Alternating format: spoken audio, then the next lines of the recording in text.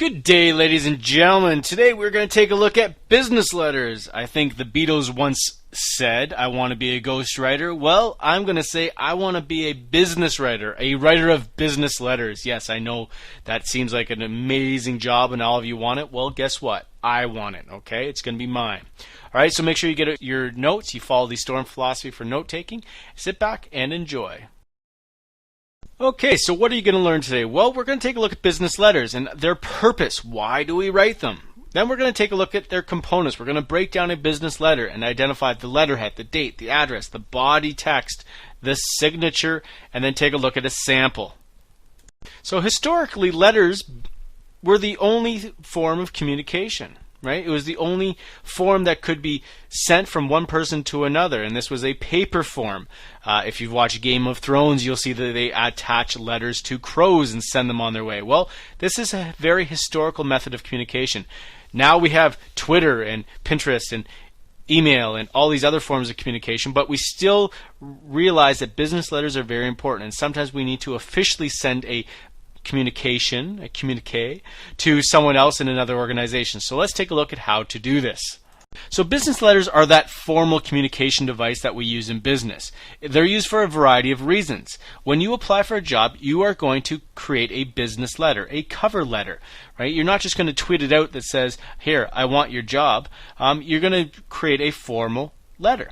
If you're going to resign from a job, you also want this in writing and you want it to be formal, so you're going to create a letter to do so. If you're going to lodge a complaint, complaints are more considered if they are in a formal method of communication, so a letter, rather than just a simple email or something like that. If you're going to thank someone, sometimes it's really nice to receive a paper letter in the mail. If you're going to make a sale, sometimes you need to make a formal letter for that sale. So there's a variety of methods, and we're going to use them in a variety of ways. So last lesson we took a look at memos, and we realized that this is an informal method of communication because it's within an organization.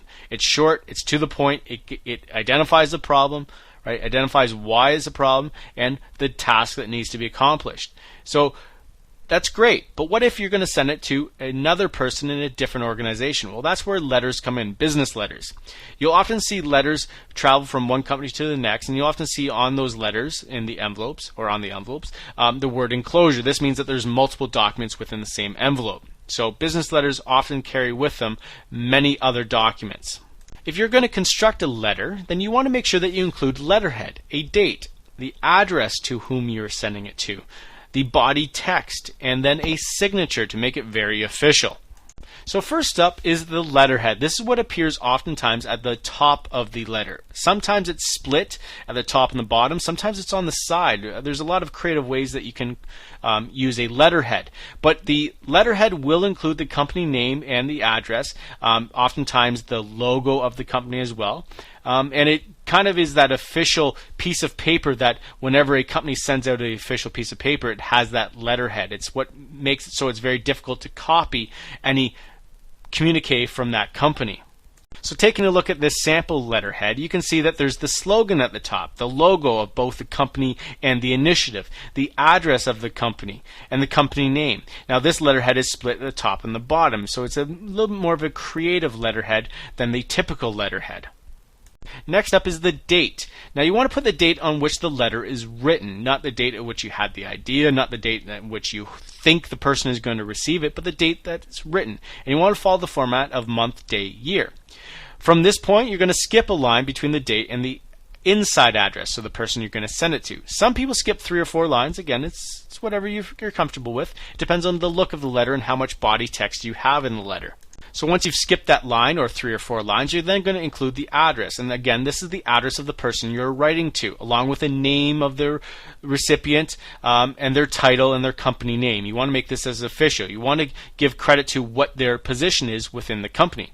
If you're not sure who the letter should be addressed to, then you're going to leave that person's name blank, but you're going to try and put in some sort of title of the person that you're going to send it to, or maybe the organizational department that you're sending it to. And again, you're going to skip a line between the date and then the salutation. So this is what it should look like at the top of your letter. You have the date, you then skip a line, and then you have the full name of the recipient, the title, the company name, and the address. And oftentimes we break up the address into multiple lines, from the street, then the city, and the postal code. Now the body of the letter is what follows the address, and you always begin the body of the letter with a salutation. You want to make this very official, however. You don't want to say yo, you don't want to say what's up, you want to make this very official, alright? So there's various forms and methods and reasons why you're writing a letter, so it can all kind of be a little bit different, but for this purpose, we're going to take a look at the full block style. And this is the common elements of most letters. The main feature of the full block style is that all text starts at the left margin. The only part that may not be on the left margin would be the company's name and address in the letterhead, which you'll see often centered at the top. You also will see the typist initials of the company letter somewhere on the letter, so that if it ever needs to be traced back, we know where it can be found. Oftentimes, the person who actually composes the letter is not the person whose desk it originates from. Oftentimes people of high position have someone who writes the letters for them, and therefore we often want to include that typist just in case there's a mistake or something we need to clear up.